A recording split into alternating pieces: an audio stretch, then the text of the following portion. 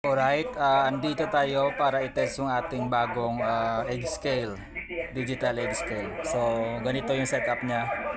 Meron siyang egg holder. Tapos meron siya ditong sizes kung anong gram siya mapo-fall. So, ito yung kanyang on. Ayan. Naka-on na siya. So, test natin, maglagay tayo ng itlog. Ito. Ayan. So 59 grams siya. So nabilong siya sa medium size. Ayan, medium size. Kunin natin, balik siya sa 0. Meron na dito na brown egg, ay lagay natin. Ayan, 55 grams. So nabilong siya sa small. Ayan. So ganyan lang yung niya, yung paraan kung paano siya gamitin. So pagkatapos mong gamit, i-off mo lang. Isang press lang. Hindi siya long press. Press lang ng konti. Ayan. Ayan.